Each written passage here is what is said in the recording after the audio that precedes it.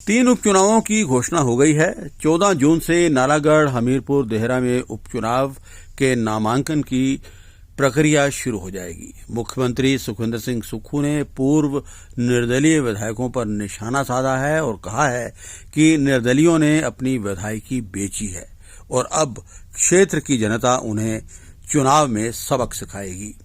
सुक्खू ने कहा है कि आजाद भारत में पहली बार ऐसा हुआ है कि आजाद विधायकों ने अपनी विधायकी से इस्तीफा दिया है, जबकि वो किसी भी पार्टी को अपना समर्थन दे सकते थे, लेकिन 15 महीने में ही उन्होंने अपने पद से इस्तीफा क्यों दिया, इस पर सवाल खड़े हो रहे हैं। अब 3.5 साल के लिए उन्हें क्यों चुना जाए, इसका फैसला 10 जुलाई को क्षेत्र की जनता करेगी। वहीं दिल्ली को पानी देने के सवाल पर मुख्यमंत्री ने कहा कि वो दिल्ली को पानी देने के लिए तैयार हैं।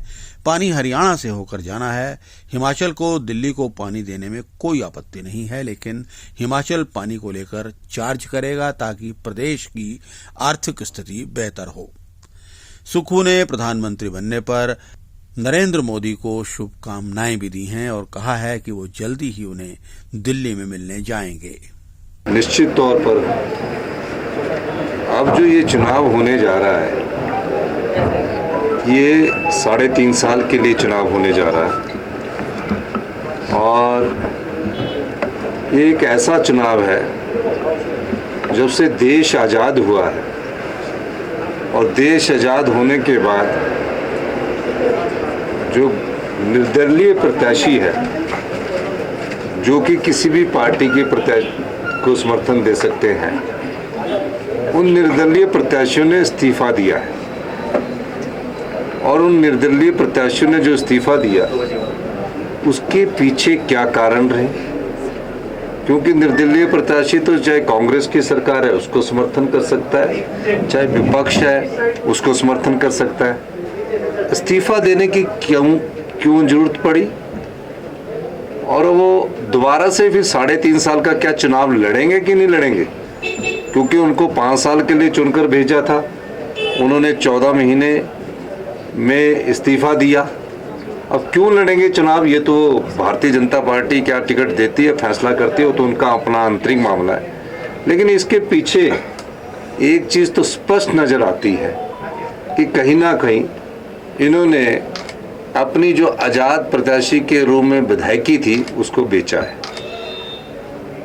या तो ये इतने संत होते कि सोचते कि हम राजनीति छोड़ रहे हैं, हम इतने दुखी हो गए, चुनाव भी लड़ना चाहते हैं, अपनी विधायकी को बेचकर फिर दोबारा से प्रत्याशी बनना चाहते हैं, ये देखने वाली बात है। और हिमाचल की जनता ने तय करना है, हिमाचल की जनता ने तय किया और मेरा मानना है कि ये तीनों विधानसभा क्षेत्र की जनता ने भी तय करना है कि ईमानदारी से जो आपने 5 साल के लिए चुनकर जो विधायक बेचे थे, उन्होंने